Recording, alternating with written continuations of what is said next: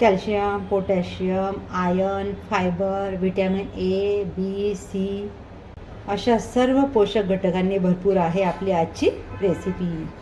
चला तर सुरू करूयात. गॅसवर एक पातेली ठेवून घेतली, त्यामध्ये मी अर्धा ग्लास पाणी घालून घेतलेलं आहे. आता या पाण्यामध्ये आपण घालणार आहोत शेवग्याच्या शेंगा.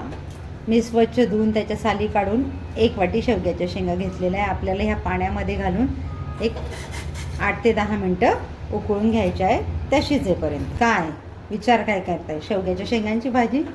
सूप नाही हो, आज आपण बनवतो एक छान आगळीवेगळी अशी रेसिपी. शेंगा शिजल्या की बघून घेऊयात. आता आपण शेंगांमध्ये सहज सुरी जाते, त्यांचे 2 तुकडे होत आहेत, म्हणजे शेंगा आपल्या शिजून झालेल्या आहेत.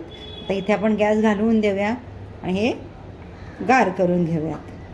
शेंगा गार करण्यासाठी मी एका प्लेटमध्ये काढून घेते. आपण शेंगांमध्ये जे पाणी घातलेलं ना शिजवण्यासाठी, ते पाणी आपल्याला टाकायचं नाही आहे, त्याचा वापर आपण रेसिपीसाठी करणार आहोत. शेंगा आपल्या गार झालेल्या आहेत. आता आपण मिक्सरच्या भांड्यामध्ये त्यांना घालून घेतो आहे. यात ॲड करतो आहे 4 हिरव्या मिरच्या, अर्धा चम्मच जिरं, अर्धा इंच आल्याचा तुकडा, 8 ते 9 लसणाच्या पाकळ्या, कोथिंबीर आणि पुदिन्याच्या काड्या, कोथिंबीर, कसुरी मेथी. ही ऑप्शनल आहे, तुम्हाला नसेल घालायची स्किप केले तरी चालेल. आता हे आपण मिक्सरला फाईन वाटप करून घेऊयात. वाटपात मी एक 3 ते 4 चम्मच पाणी घातलं आहे. आपण शेंगा उकळल्याचं जे पाणी होतं ना, तेच पाणी मी याच्यात ॲड करून घेतलेलं आहे. तर हे आपल्याला सगळ्या चाळणीमध्ये काढून घ्यायचं आहे. हे आपल्याला चाळणीने छान गाळून घ्यायचं, म्हणजे याच्यातला गर खाली निघेल आणि चोथा जो आहे तो चाळणीतच राहील. शेवग्याच्या शेंगा खाण्याचे मगाशी मी तुम्हाला फायदे सांगितलेच. फायबरचं प्रमाण भरपूर असल्यामुळे ते पचनसंस्था सुधारते, पोट आपलं भरल्यासारखं वाटतं, भूक मंदावते, पर्यायाने वजन कमी होण्यास मदत होते.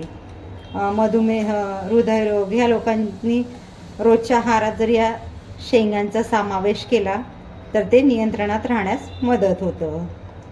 व्हिटॅमिन सी असल्यामुळे रोगप्रतिकारक शक्ती वाढते. कॅल्शियमचं प्रमाण असल्यामुळे हाडं मजबूत होतात, दातांचे आरोग्य उत्तमाचं राहतं. आपण शेंगा ओळखून जे पाणी उरवून ठेवलेलं ना, त्या पाण्याचा वापर आता इथे मी करून घेते. वाटपासाठी मी 3 ते 4 चमचे वापरलेलं, 3 ते 4 चमचे उरलेलं ते याच्यात घालून हे छान पुन्हा गाळून घेते. छान आपण चाळणीने चाळून घेतलेला आहे चोथा आपण आता बाजूला टाकून देणार आहोत. 1.5 वाटीच्या जवळपास आपलं हे मिश्रण रेडी झालेलं आहे.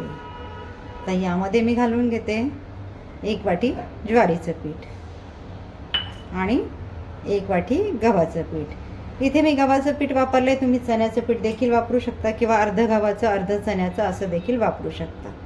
यामध्ये घालतो आहे चवीनुसार मीठ. हे मिश्रण सगळं मिक्स करून मी याचा एक छान गोळा तयार करून घेते आहे. आपण शेवग्याच्या शेंगांचं जे काही मिश्रण तयार केलं ना, त्यामध्ये जितकं पीठ जाईल तितकंच मी घातलं आहे. वाटलंच तर आपण अर्धा चमचा किंवा 1 चमचा एक्स्ट्राचं पाणी याच्यामध्ये ॲड करू शकतो, आपल्याला पीठ कितपत घट्ट पाहिजे त्या अंदाजाने. तर याचा एक आपण छान गोळा तयार करून घेऊयात. पीठ आपलं मळून झालं. यामध्ये मी थोडं तेल घालून घेते, अर्धा चमचा, आणि पुन्हा पीठ जरा मळून घेते. तर मला इथे एक्स्ट्राचं पाणी नाही लागलं. जे आपण शेवग्याच्या शेंगांचं मिश्रण तयार केलेलं त्यामध्येच पीठ छान मळून झालं आहे. तुम्हाला हवं तर तुम्ही इथे थोडा फूड कलर ॲड करू शकता. पीठ आपलं छान मळून झालं आहे. याला एक 10 मिनटं रेस्टसाठी ठेवून देऊयात. 10 मिनटं आपली झालेली आहेत. पीठ आपलं छान रेस्ट करून झालेलं आहे. तर याचा एक छोटा गोळा काढून घेते मी. चपातीचा गोळा घेतो तेवढा. याची एक पातळ आपल्याला चपाती लाटून घ्यायची, जशी आपण रेग्युलर आपली चपाती लाटून घेतो त्या पद्धतीने.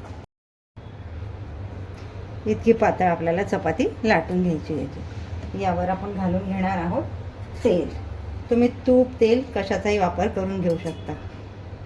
हे छान आपल्याला सगळीकडे स्प्रेड करून घ्यायचं आहे. तेल आपलं सगळीकडे पसरून झालं. यावर मी पुन्हा हलकं पीठ टाकून घेते पूर्ण चपातीवर. आता आपल्याला याचे या पद्धतीने काप करायचे, काठ सोडून आपल्याला करायचे.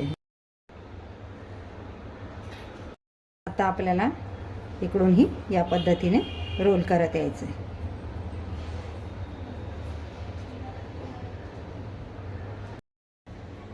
हा रोल करून झाला. याचा पराठा लाटून घेते. आता याचा एक पराठा लाटून घेऊयात आता. या पद्धतीने हलक्या हाताने मी पराठा लाटून घेतला. तर आपण याला तव्यावर भाजून घेऊयात. तवा आपला इथे छान गरम झाला आहे. मी लोखंडाचा तवा घेतलेला आहे. त्यावर मी आपला पराठा घालून घेते. गॅसची फ्लेम आपल्याला मीडियम ठेवून दोन्ही बाजूने छानपैकी पराठा भाजून घ्यायचा. तुम्ही तेल तूप कशाचाही वापर करू शकता. पराठा आपला छान दोन्ही बाजूने भाजून झालेला आहे. याच पद्धतीने आता उर्वरित पराठे मी बनवून घेते. तयार आहेत वेगळ्या पद्धतीचे शेवगा ज्वारी पराठे. अशा नवनवीन रेसिपीसाठी असनाथ किचनला लाईक शेअर सबस्क्राईब करायला विसरू नका. भेटूयात पुढच्या व्हिडिओमध्ये अशाच एका छान रेसिपीसह. थँक्यू.